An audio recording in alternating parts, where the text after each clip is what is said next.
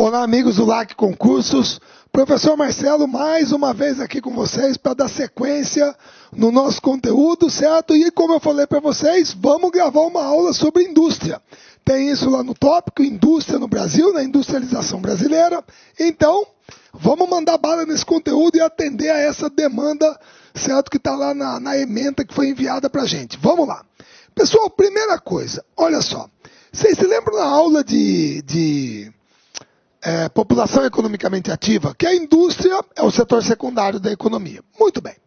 Pessoal, mas aí nós temos que entender uma coisa, que é assim. Eu vou falar rapidinho, ó, isso eu vou ter que falar. Se você quiser, você volta, anota, é assim. Pessoal, os processos de industrialização, eles podem ser divididos basicamente em três tipos. Sabe quais são?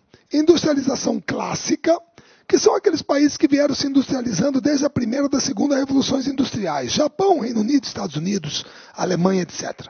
Você tem a industrialização planificada, que é aquela típica de países socialistas. O caso mais clássico é a União Soviética.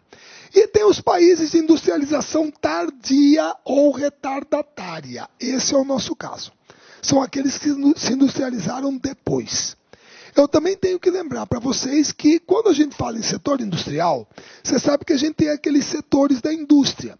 Quais são? Os setores de bens de produção, os setores de bens de capital e os setores de bens de consumo. Então, só para lembrar, os setores de bens de produção é aquilo que nós chamamos de indústria de base. A indústria de base tem esse nome porque ela é a base para todas as outras. Se eu não tiver essas indústrias, as outras não vêm. Então, geralmente, na indústria de base, quem que eu coloco? Siderúrgica, petroquímica, metalúrgica, cimento para construção civil, é base, certo? Indústria de bens de capital. As indústrias de bens de capital são aquelas que produzem equipamentos que são utilizados na produção, na fabricação de outros produtos. É como você já ter visitado, por exemplo, uma fábrica de refrigerante e você viu aquela máquina que faz o envasamento do refrigerante. Você não vai falar para mim que foi a Coca-Cola que fabricou aquela máquina. Não! A Coca-Cola comprou aquela máquina, que já é um produto industrializado, de uma outra empresa, para fabricar o produto dela, que é o refrigerante. Então, aquela máquina é um bem de capital, certo? E, finalmente, os bens de consumo, que podem ser duráveis. E aí vem uma nova categoria, semiduráveis e não duráveis. Os duráveis, todo mundo se lembra. Automóveis, eletrodomésticos, motocicletas, equipamentos eletrônicos, elas são duráveis. Não duráveis, bebida, higiene e limpeza, farmacêutica, certo? Material escolar, alimentos, beleza. Os semiduráveis que estão nessa categoria intermediária, geralmente o pessoal tem colocado o que ali? Calçado, vestuário. Por exemplo, eu estou aqui com uma calça, certo? É tipo aquela com uma tectel, certo? Que eu acho que eu já tenho uns 2 anos essa calça. Cara, tá boazinha. Tranquila, está aqui comigo, pô, 2 anos já é um bom tempo. É diferente de uma latinha de Coca-Cola que você abre e tomou, certo? Ou um pincel atômico, a carga desse pincel você usou, joga fora. É não durável, certo? Então o pessoal tem encaixado esses setores como semiduráveis, calçados, vestuário, certo? Muito bem. Agora, o que é industrialização tardia ou retardatária? Como eu disse, moçada, são aqueles países que se industrializaram depois dos outros, certo? E o nosso caso é principalmente ao longo do século XX, principalmente na segunda metade. E a nossa industrialização, ela foi baseada num modelo conhecido como substituição de importações. Marcelo, o que é substituição de importações? Meu querido, é exatamente o que você está entendendo. É substituir o produto importado por um produto fabricado aqui. É isso, é substituir a importação. Só que aí você vai ter 2 possibilidades. Quais são? Pessoal, tudo dependerá do que nós chamamos de know-how. O que é know-how? Know-how é saber como fazer. Certo? Por exemplo, se você sabe como fazer sapato, se você sabe como fazer camisa, então você pode substituir o sapato importado, a camisa importada, por um produto fabricado aqui. Pronto. O problema é que alguns produtos, de repente, você não tem o know-how. Você não sabe como fazer, por exemplo, um automóvel. Então, como que você vai fazer para substituir o automóvel importado por um automóvel fabricado aqui, se você não sabe como fazer? Já sei, Marcelo. Eu vou ter que trazer uma filial de uma multinacional. Se eu não sei como fazer, eu tenho que trazer uma filial de uma multinacional. Certo? Então, o nosso modelo foi esse. Certo? Tudo bem? Baseado na substituição de importações. Países como Brasil, México, Argentina, África do Sul adotaram esse modelo. Produzir internamente tudo aquilo que antes era importado ou aquilo que iríamos importar. E fabricado, produzido ou por uma empresa de capital nacional, se nós sabemos como fazer, ou por uma filial de uma multinacional, se nós não sabemos como fazer. Certo? Agora, como que começa a industrialização brasileira? Pessoal, eu divido dessa maneira. É assim, ó. Nós temos um primeiro momento,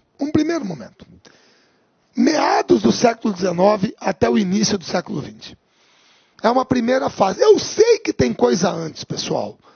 É claro que eu sei, mas antes disso, o Brasil estava muito na fase, era uma coisa mais artesanal, certo?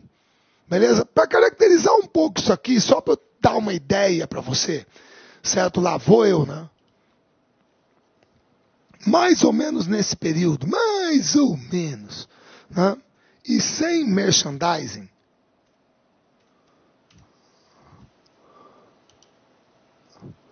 Tá aqui, meu querido. Tá aqui o rótulo da cerveja Boêmia, que é lá de Petrópolis. Certo? Tá aqui. 1853. Está mais ou menos nesse período. Metade do século XIX, século XX, início, por ali. É a primeira fase. Isso aqui é uma indústria. É bebida. Primeira cerveja brasileira. Então está nesse período aí. Certo? Muito bem. Então como é que vai ser? Vai ser assim. Moçada, nessa primeira fase, certo?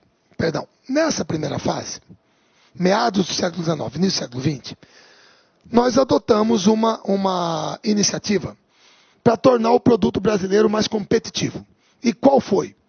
Nós criamos, em 1844, a tarifa Alves Branco, que era uma tarifa, um imposto, que incidia sobre o produto importado, de tal maneira a torná-lo mais caro e estimular o consumo do produto nacional. Marcelo, pelo amor de Deus, mas isso é uma prática protecionista, que era muito comum nessa época. Certo? Desde a época do mercantilismo, que também era extremamente protecionista, você tinha esse tipo de medida. Tá? Então, isso foi feito para tentar tornar o produto brasileiro mais competitivo. Aí veio um outro fator que também nos ajudou, que foi a Primeira Guerra Mundial. Porque com a Primeira Guerra Mundial ficou muito difícil trazer produto importado para o Brasil. Então, nós fomos forçados a fabricar aqui o que antes importávamos. Certo? E nesse primeiro momento da história da indústria do Brasil, o que mais aparecerá são bens de consumo semiduráveis e não duráveis.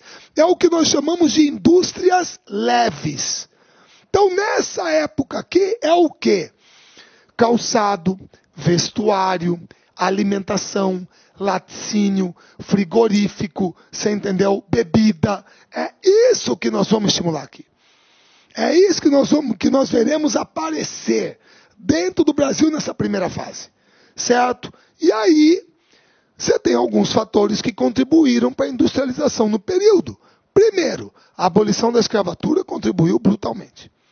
Brutalmente, porque com ela você ampliou o mercado consumidor, você incorporou uma massa de pessoas, certo? No mercado de trabalho assalariado. Então você expandiu o mercado interno. Isso foi positivo. A imigração estrangeira foi positiva. Porque eles vieram para o Brasil, eles trouxeram o quê? O know-how, Aqui, ó, o que eu vou falar disso aqui? Tramontina, Grendene, Hering, Gerdau, Balduco. Pessoal, provavelmente é o nome da família. São indústrias de base familiar. E olha só, é só nome estrangeiro. Aqui é alemão, italiano, você entendeu? Então eles contribuíram para isso, certo? A Primeira Guerra Mundial ajudou. O crescimento da rede de energia e transportes, principalmente por causa do impulso da economia cafeeira, e por incrível que pareça, o capital acumulado pelo café também. O capital acumulado pelo café ajudou a financiar a atividade industrial, certo? Então esses fatores aqui contribuíram para a industrialização do Brasil nesse período. E aí, eu acredito que tem uma pessoa que nós temos que falar para não ficar um país sem memória. Vocês me perdoam, não vou me alongar, mas em sala eu falo até do Delmiro Gouveia, para quem é da região de Alagoas, aí, quem é do Nordeste. Eu falo dele também. Mas, se eu não me engano, ele seja pernambucano de nascimento. Tá? Eu falo dele. Mas aqui, Irineu Evangelista de Souza, Barão Visconde de Mauá, patrono da indústria brasileira, o industrial do Império, um cara visionário, pô, gaúcho de nascimento, foi morar no Rio de Janeiro, depois foi estudar na Inglaterra, certo? Foi estudar técnicas comerciais, administração, contabilidade, essas coisas. E ele estudou na Inglaterra, quando a Inglaterra estava no Reino Unido, estava numa transição da primeira para a segunda Revolução Industrial, certo? Então, na hora que ele veio para o Brasil, ele queria ver o Brasil daquela maneira. Dinâmico, desenvolvido, moderno, industrializado, sem mão de obra escrava, coisa que ele não viu lá. Não viu, não tinha escravo, certo? Beleza? Construiu ferrovias, a primeira estrada de ferro do Brasil foi ele que construiu, tá aqui a Baronesa, certo? Que é a locomotiva, tá? Fundou o Banco Mauá, o estaleiro da Ponta da Areia, lá no Rio de Janeiro. Botou a Companhia de Iluminação a Gás no Rio de Janeiro. A Companhia de Navegação do Amazonas. Moçada, a turma fala que se a gente trouxesse ele para hoje, a fortuna dele estava em torno de uns 60 bilhões de dólares. Certo? Pra você ter uma ideia, teve uma época, na segunda metade do século XIX, que o orçamento do Império Brasileiro era 97 mil de réis. A fortuna dele era 115 mil. A fortuna dele era maior que o orçamento do Império. Certo? O problema, moçada, é que a luta dele era inglória. Né? Por quê? Porque ele queria um Brasil, de repente a visão dele, um Brasil mais moderno, desenvolvido, industrializado, dinâmico, competitivo, beleza. Mas tinha gente lá fora e aqui dentro que era contra. Você acha que o pessoal lá fora, principalmente os ingleses, queriam o Brasil industrializado? Quem que ia comprar produtos deles? E a turma daqui, principalmente da oligarquia, da aristocracia latifundiária cafeeira? Complicado, gente. Porque veja bem, você já imaginou, desculpa falar dessa maneira, mas só para contextualizar o que ele deve ter vivido nesse embate. O cara, dono de uma fazenda de café, pega o café dele, carrega todo o café, toda a produção dele, leva para o porto, lá em Santos, no Rio de Janeiro, e vende o café para o mercado externo. Certo? E ganha um saco de dinheiro, uma montanha de dinheiro, um saco de dinheiro. E volta para a fazenda com o dinheiro. Certo? E aí ele chega na fazenda, que maravilha, hein? Peguei o meu café, vendi o meu café, foi para o mercado externo, estou com essa montanha de dinheiro aqui, esse saco aqui, e não preciso pagar salário para nenhum daqueles pretos ali na senzala. Olha lá, tudo lá. Mas você não tem que pagar salário, mas você teve que comprar eles. Mas comprar foi um investimento. Aquele ali eu comprei quando tinha 15 anos, está com 50, trabalha 35 anos para mim, nunca ganhou nada. Olha lá, ó, 35 anos trabalhando de graça. Você acha que tinha gente que queria acabar com isso? Claro que não, pessoal. Por isso que a luta dele foi inglória. Ele era uma voz meio que isolada. E morreu numa relativa pobreza. A turma quebrou ele. De fora para dentro. A turma só foi cortando as linhas de crédito dele. Certo? Foi quebrando ele. Tudo bem? Beleza? Mas é um símbolo. Um cara visionário para a época dele. Um baita empreendedor. Certo? Tudo bem? Esse foi o nosso primeiro ciclo. Aí, nós entramos na Era Vargas. Pessoal, vocês sabem que a Era Vargas, a gente segmenta em duas partes. Tem aquela primeira parte que ele ficou 15 anos no poder, parte é o Estado Novo, que é uma mácula, na biografia dele, é uma ditadura. E tem a outra parte, 51, 54, que é até o suicídio. Certo? Muito bem. Pessoal, Getúlio assumiu o poder significa o fim do ciclo do café, o fim da política do café com leite, certo? A crise de 29 vai quebrar o café, tá? Inclusive, para quem não se lembra, é uma imagem muito triste até. Por favor, lá vou eu, gosto de mostrar, né?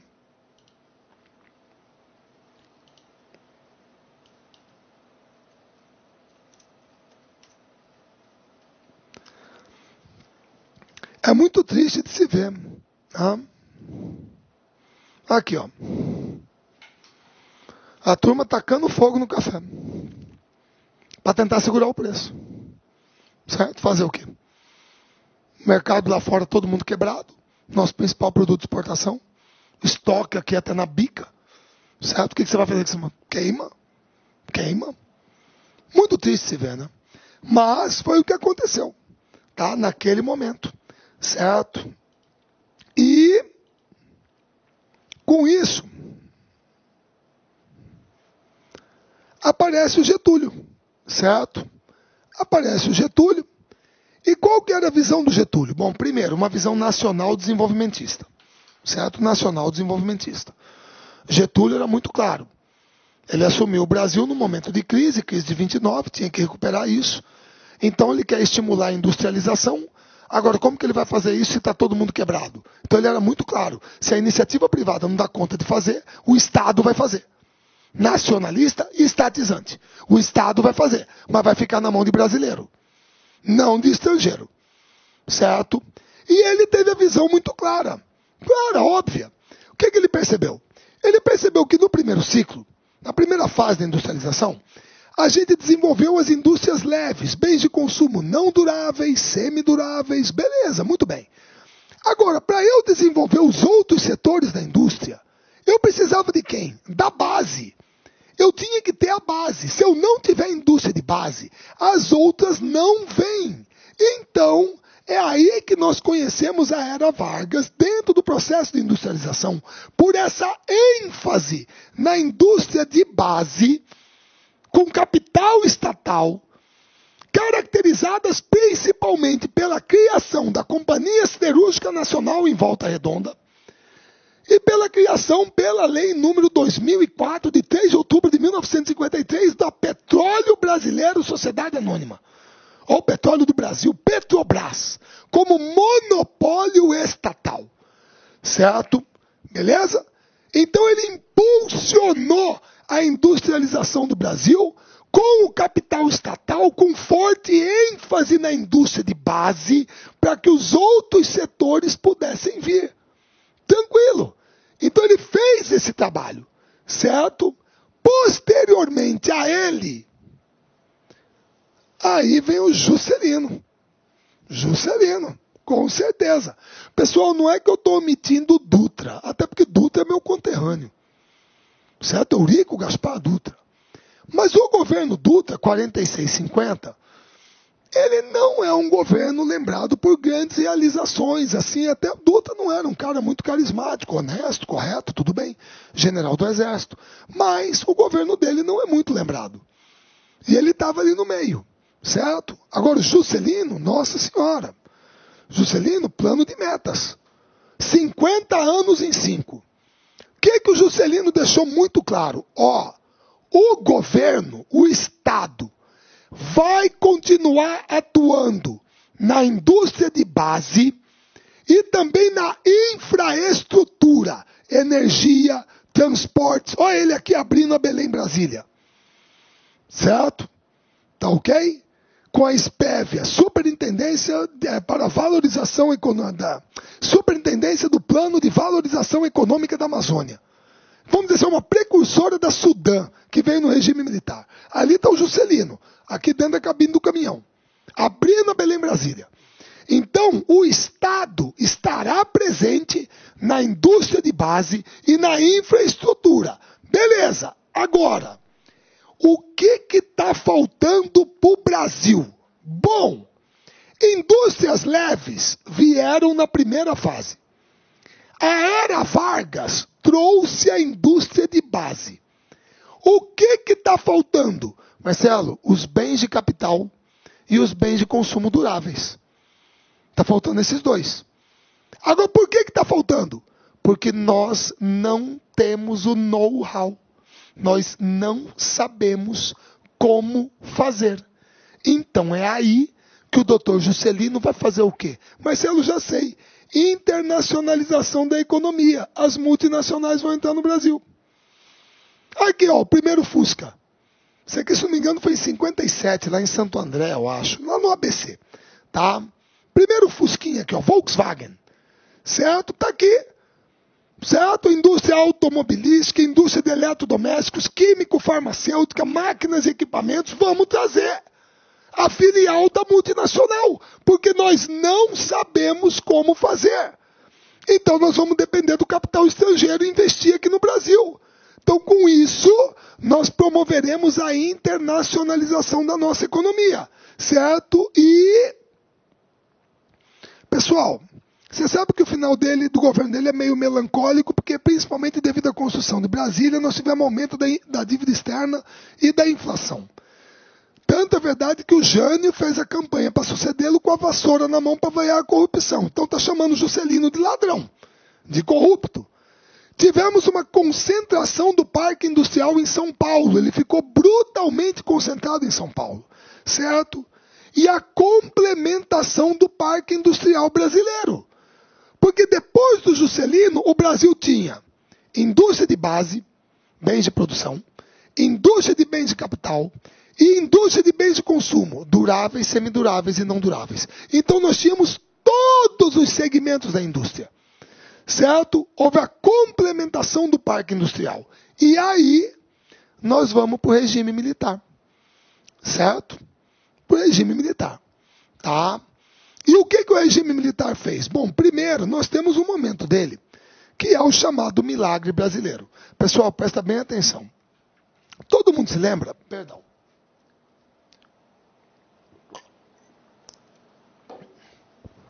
Todo mundo se lembra que tem uma passagem da Bíblia, que, se eu não me engano, Jesus está sendo julgado, interrogado, né, depois que ele foi preso lá no Jardim das Oliveiras. E, se eu não me engano, tem uma passagem que a turma pega uma moeda e mostra para ele assim. E aí, JC, você sabe quem que está nessa moeda aí? Aí Jesus, não, quem que é esse cara aqui? Aí, pessoal, esse aí é César. Ah, é? Então, beleza, dai a César o que é de César e dai a Deus o que é de Deus. Pronto. Ele falou isso. Certo? A partir daí, o que significa a expressão dai a César o que é de César? Significa o seguinte. Pessoal, muitas vezes, você pode, de repente, não gostar de uma determinada pessoa, não gostar de uma determinada, sei lá, empresa, o que quer que seja. Certo? Alguma coisa. Mas, às vezes, você não pode negar um mérito, uma coisa boa que ela tenha feito. Você tem que dar o crédito. Vocês estão entendendo o que eu vou falar aqui, é óbvio. Eu, como quase uma pessoa cinquentenária, né, vou fazer 49, eu vivi uma parte do regime militar. Novinho, mas vivi. Certo? Eu vi o que é ter censura. Tinha um disco da Blitz que eu comprei que uma faixa vinha riscada no prego e eu não conseguia escutar na vitrola porque a agulha pulava, não dava para escutar. Certo? Eu vi jornal ser censurado. Né? Quando tentamos assistir aqui na UFMT, já viu o Salou Marie do Jean-Luc Godard, o bispo de Cuiabá tentou impedir a censura. Certo? Diz que não podia passar um filme sobre Cristo, essas coisas todas. Então eu vivi uma parte. Então, não fui preso, não apanhei isso não. Mas eu vivi um ambiente ali. E eu tenho todos os motivos para não gostar de uma ditadura. Tenho, qualquer que seja ela, de direita, de esquerda, Stalin, Hitler, Fidel Castro, o que for. Não gosto. Certo? Beleza, Mussolini. Não gosto. Então a democracia é melhor. Tá? Mas, nós estamos aqui no regime militar. Certo? Que para mim é o maior pecado, era uma ditadura. Pronto. Tá? Prendeu gente, torturou, matou. E não adianta vai sujeira para baixo do tapete. Melhor enfrentar logo e assumir. Mas eu não posso negar que fez coisa boa. A César o que é de César. Não posso. Eu vou ser desonesto. Por exemplo, quem foi que trouxe o asfalto aqui para minha cidade? Regime militar. Quem que levou o asfalto para Sinop, para Porto Velho, para Barra do Garças? Regime militar. Quem que trouxe pra gente aqui televisão via satélite, via Embratel, DDD, DDI, regime militar. Certo? Quem construiu Itaipu, quem construiu Tucuruí, quem fez o programa nuclear, foi o regime militar. Quem abriu o projeto Carajás, foi o regime militar. Pô, eu vou falar que os caras não fizeram nada? Não posso. Não posso. Seria muito desonesto da minha parte. Muito desonesto. Então, a César o que é de César. Fizeram muita coisa, certo? Mas também se não fizessem 21 anos de poder, putz grila, mas ainda bem que fizeram. Só que está mais que provado que dá para fazer obra numa democracia. Dá para fazer. Não precisa ser uma ditadura. Mas tudo bem, fizeram. E com isso, inegavelmente, nós tivemos um período que é o que faz com que muitas pessoas, até mais antigas do que eu, digam que naquele tempo é que era bom. Certo? Por quê? Porque você está falando de uma época que o Brasil crescia quase 15% ao ano, pô, no PIB. Quase 15%. Isso aqui é um colosso, gente. Isso aqui é um crescimento chinês. Aqui, ó. 10, 9,5, 10,5, 12, 12,5, 14. É brincadeira. É brincadeira. Então, esse período aqui é o período conhecido como período do milagre econômico. É o período do milagre econômico, certo? O Brasil cresceu muito, gente, mas cresceu muito, muito. E o que puxou o nosso tapete, boa parte, não foi coisa daqui, foi coisa de fora.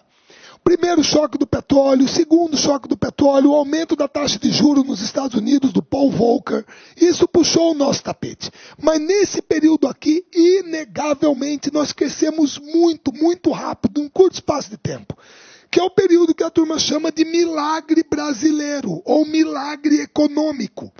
Porque a referência é que já tinha tido o milagre japonês, que foi a reconstrução do Japão, após a Segunda Guerra, e o milagre alemão, ou europeu, que eles também se reconstruíram após a Segunda Guerra. Então nós achamos nessa época que tinha chegado a nossa hora de tirar o pé da lama e avançar. Certo? E como que o regime militar trabalhou? Trabalhou em cima de um tripé. O Estado continuava na indústria de base e na infraestrutura, energia, comunicações e transportes. Fizeram muita coisa. As multinacionais, bens de consumo duráveis e bens de capital. E as empresas de capital nacional, bens de consumo não duráveis e semiduráveis. Então, em cima disso, estava assentada a economia brasileira, nesse tripé. Então, nós tivemos elevados índices de crescimento econômico com aumento da dívida externa. Certo? Ah, Marcelo, aumentou a dívida externa? Aumentou. Mas aí eu sou obrigado a falar assim, gente, fazer uma dívida não é feio. O feio é não pagar. Nós aumentamos a dívida externa para realizar investimentos do Brasil que nós acreditávamos que melhoraria a nossa infraestrutura e permitiriam um salto no crescimento econômico. E com esse crescimento econômico nós teríamos recursos para pagar essa dívida. Isso não é feio. Senão nenhum de nós aqui comprava carro financiado. Ninguém prestava dinheiro para abrir um negócio. Você entendeu? É por aí. Fazer a dívida não é feio. O feio é não pagar. Nós acreditávamos que tínhamos perspectiva de condição de pagamento, condições de pagamento, mas aí esses eventos externos ajudaram a podar a gente e puxar o nosso tapete. A economia é assim, certo? Às vezes eventos que acontecem lá fora puxam o nosso tapete aqui dentro, tá? E nós tivemos uma grande internacionalização da economia e também uma grande estatização. Porque aí era Siderbras, Portobras, Nuclebras, tudo Braz. O Estado também inchou, certo? E nós tivemos esse período de grande crescimento e consolidamos o parque industrial brasileiro. E tivemos um grande percentual de crescimento do PIB. Aí que nós vamos entrar na década perdida. Olha o crescimento negativo aqui, ó. Para você que é novo, não é a primeira vez na história do Brasil, tá? Tá aqui, ó, recessão. Crescimento zero, certo? Próximo a zero, entendeu? Não é a primeira vez. Tá? Muito bem. Então, com isso, a gente complementou o parque industrial, certo? Demos um salto e superamos a década perdida e chegamos até hoje. Tá? Agora, moçada, inegavelmente esse processo nosso levou a uma forte concentração industrial no Sudeste. De cada 100 estabelecimentos industriais, 49 estão no Sudeste. De cada 100 pessoas que trabalham na indústria, 64 no Sudeste. E principalmente em São Paulo. De cada 100 indústrias do Sudeste, 57 estão em São Paulo. E de cada 100 pessoas que trabalham na indústria no Sudeste, 70 estão em São Paulo. Agora, o que está acontecendo agora é isso aqui. É isso aqui. Presta atenção. Antigamente, se você perguntasse para uma pessoa o que uma determinada região deveria ter de pré-requisito para que eu a considerasse viável para investir ali num projeto industrial, provavelmente essa pessoa responderia o quê? Matéria-prima, mercado consumidor, mão de obra, energia e transportes. Você tem que ter isso. São coisas vitais, certo? Então, se uma determinada região oferecia esses 5 pré-requisitos, obviamente as indústrias se concentravam lá, certo? Beleza? E isso gerava o que nós chamamos de uma economia de aglomeração. Uma economia de aglomeração. Porque como as indústrias se concentram naquela área, então isso vai atrair gente, certo? Vai aumentar a urbanização, a população vai crescer, e aí São Paulo se tornará a maior potência industrial do país. Resultado de uma economia de aglomeração, porque São Paulo tinha a maior oferta de mão de obra, o maior mercado consumidor, perto da matéria-prima, teve energia e tinha rede de transportes. Mato Grosso não tinha isso, o Pará não tinha isso. O Amazonas não tinha isso. O Piauí também não. Então não fazia sentido investir na indústria lá. Por isso São Paulo é o que é. Não é obra da divina providência. É um processo histórico, compreensível, que fez de São Paulo uma baita potência econômica e industrial. Certo? Muito bem. Só que agora, o que está acontecendo? Marcelo, o que está acontecendo agora é que o mundo mudou. A gente teve a aula, nós estamos numa determinada fase na globalização com características atuais. E qual que é uma dessas características? A enorme evolução nos meios de comunicação e transportes. Eles evoluíram muito no Brasil, certo? Encurtaram as distâncias. Hoje é tudo online, é muito rápido, beleza. Certo? Você tem rodovia, você tem ferrovia, as coisas melhoraram nesse sentido. E o que aconteceu com São Paulo, com a grande São Paulo, a região metropolitana? Saturou. Saturou. Certo? Ela está saturada. Então hoje, quando você pergunta para uma pessoa o que você acha que é necessário para que você resolva investir num projeto industrial numa determinada região? Matéria-prima continua sendo importante? Continua sendo importante. Mercado consumidor também continua. Mão de obra também, certo? Energia, transportes também, só que energia e transportes está resolvido. O Brasil está mais conectado, certo? A matéria-prima, como você tem energia e transporte, a matéria-prima pode chegar até você. Com o mercado consumidor, você tem acesso, é só mandar mercadoria e distribuir. A mão de obra é disponível. Aí é que vem os novos requisitos que o pessoal quer hoje. Além disso que eu falei. Vamos botar um adjetivo na mão de obra. Eu quero mão de obra barata. Eu quero incentivos fiscais. Eu quero sindicatos menos organizados.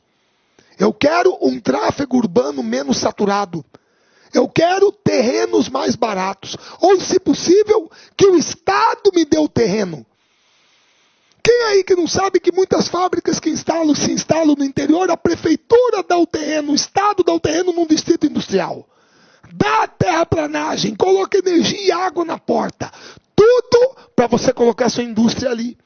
Por que a Toyota foi para Indaiatuba? Por que a Honda foi para o Sumaré? A Toyota, se não me engano, está em Jundiaí. A Nissan foi para Resende. A Mercedes para Juiz de Fora e agora Iracemápolis. A Ford foi para Camaçari, na Bahia. A nova fábrica da Jeep Fiat é em Goiânia, em Pernambuco. Por que não é mais em Santo André, São Bernardo do Campo, São Caetano do Sul e Diadema? O ABCD? Porque está saturado. O terreno é caro, o trabalhador é caro, o sindicato é mais organizado, o tráfego está saturado. Então vamos sair. Então o que está havendo agora é o que nós chamamos de uma deseconomia de aglomeração. É uma desconcentração da atividade industrial. Tanto é verdade que, prova para mim, está aqui São Paulo. Está aqui a região metropolitana de São Paulo. Quanto que elas representavam do valor total da indústria? Certo? Aqui, ó. 58%. 43%. Certo? Beleza? Do total do Sudeste. Do total do Sudeste. Agora, quanto que representa? 58%. 44%. 22%. A região metropolitana de São Paulo. 50% a menos. Olha o interior de São Paulo como que cresceu. E olha como que a participação do Sudeste caiu. Agora, observe todas as outras regiões do Brasil. Todas as outras. Região Norte, 0,8, 4,8. Nordeste, 5,7, 9,2. Sul, 12, 20. Centro-Oeste, 0,8, 3,7. Todas cresceram. Só o Sudeste, São Paulo e a região metropolitana de São Paulo caíram. Então isso significa que está havendo um processo de desconcentração da atividade industrial, deseconomia de aglomeração, o que é extremamente positivo, porque ajuda a diminuir a desigualdade. E outra, esse processo de interiorização da indústria ir para o interior de São Paulo, é feito principalmente pelos eixos rodoviários. Certo? Anhanguera, certo? Ou melhor, Bandeirantes, Anhanguera, Washington Luiz, certo? Castelo Branco, Marechal Rondon, Raposo Tavares, certo? Dutra, beleza? Então está havendo uma desconcentração dentro do estado de São Paulo e dentro do Brasil. E isso é positivo. Nos últimos anos, as taxas de crescimento do Nordeste e do Sul mostraram-se superiores ao do Sudeste, do Centro-Oeste e o Norte também. Agora, quais são as principais regiões industriais? Bom, moçada, inegavelmente, continuam sendo a Grande São Paulo, Grande Rio de Janeiro e a Grande Belo Horizonte. Aí no interior você tem os eixos que vão até para os tecnopolos. São José dos Campos, Campinas, São Carlos, sempre em torno de uma grande instituição de ensino e pesquisa.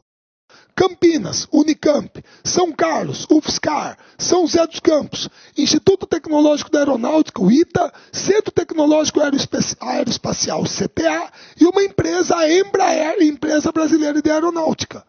Então você dispersa a indústria, certo? Ela começa a dispersar para o interior, que tem mais atrativos. Então essa dispersão é uma desconcentração da atividade industrial. Mas as três regiões metropolitanas, São Paulo, Rio e Belo Horizonte, ainda são os maiores polos industriais do Sudeste. Certo? Sul do Brasil. Moçada, perceba que aqui no Rio Grande do Sul é vazio. Aqui é a área do Pampa, a área mais voltada para a agropecuária. A concentração no Rio Grande do Sul está na Grande Porto Alegre e na Serra Gaúcha. Certo? Beleza? Indústria petroquímica, siderúrgica, automobilística, calçados, vinícola, certo? Santa Catarina é um caso à parte, até porque aqui está em branco, e essa parte aqui onde fica Chapecó, Concórdia, a indústria frigorífica é muito forte. Mas essa área aqui, geralmente é dividida em três partes. Florianópolis, tudo bem, é a capital, mas não é a maior cidade. A maior cidade é Joinville, aqui no norte catarinense. Aí você tem o Vale do Itajaí, com Blumenau, Brusque, que a indústria têxtil é muito forte. E aqui embaixo, em Criciúma, é a indústria carboquímica, que é a principal área de extração de carvão mineral do Brasil, ou uma das. Além de ser um baita polo têxtil, produção, por exemplo, de calça jeans, certo? Além da indústria de cerâmica também, que é muito forte em Santa Catarina. Tá? Então é mais concentrada no litoral.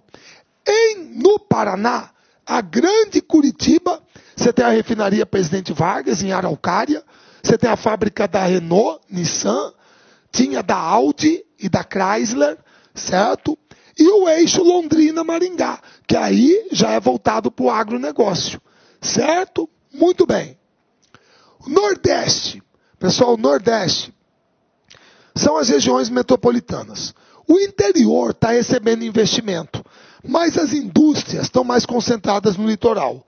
E aqui você tem o Recôncavo Baiano, muito em torno do polo petroquímico de Camaçari, a região metropolitana de Recife, que hoje também é um baita tecnopolo, que tem lá o projeto Porto Digital, que já foi credenciado pela A.T. Kearney, que é uma empresa de consultoria americana, é a maior concentração, o maior parque tecnológico do Brasil hoje, e a mão de obra sai da Federal de Pernambuco, que tem um centro de informática, e a Grande Fortaleza.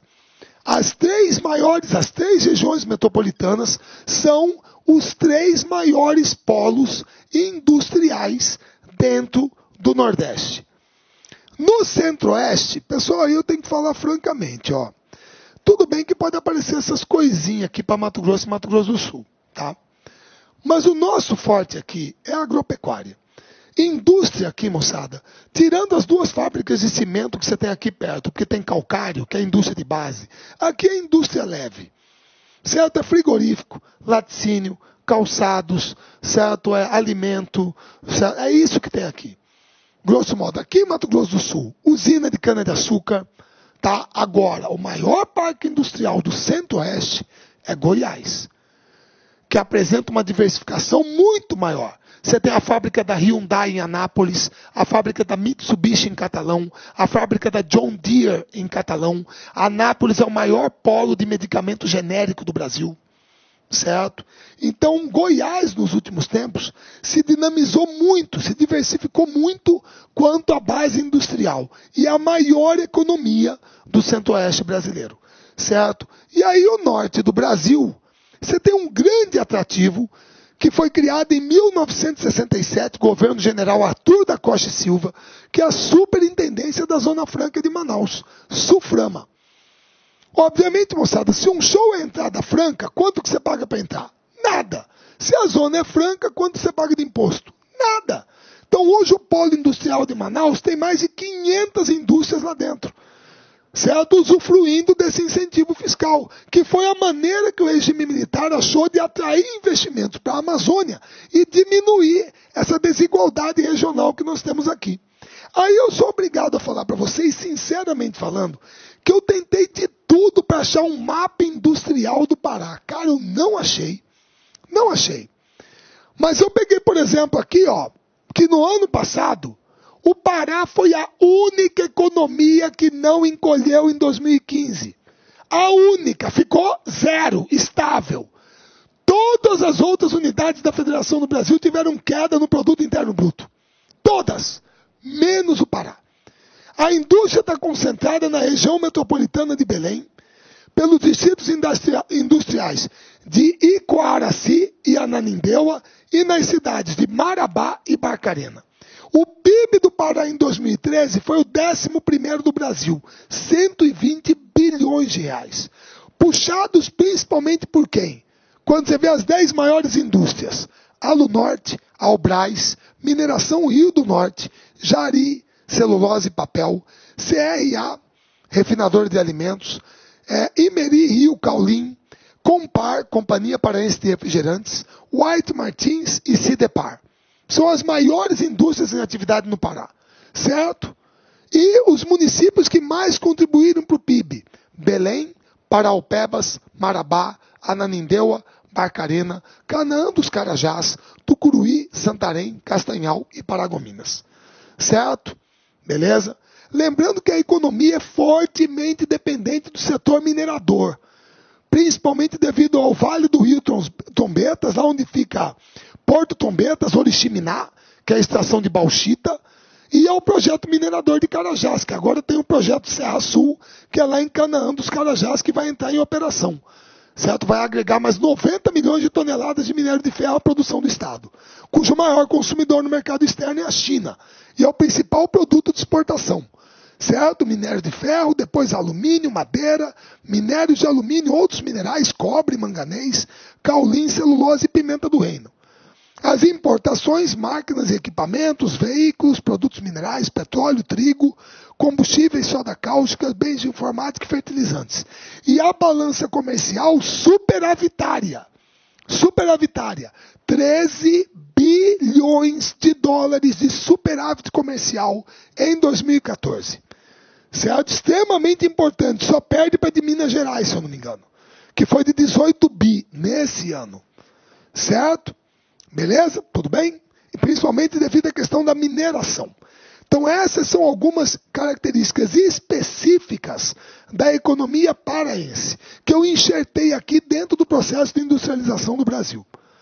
Tá joia? Beleza? Moçada, tranquilos. Procurei fazer um pouco mais condensado para não tomar muito tempo também, certo? Trabalhando a industrialização do Brasil ao longo do tempo. Tá joia? Beleza? Falta ainda trabalhar a parte de agropecuária e quadro natural do Brasil, além das questões de atualidades, fontes de energia, que estarão inseridas dentro desse conteúdo. Beleza? Gente, não vou mentir para vocês, estou gravando numa sexta-feira. Um bom final de semana a todos. A gente se vê na nossa próxima aula, tá bom? Até lá!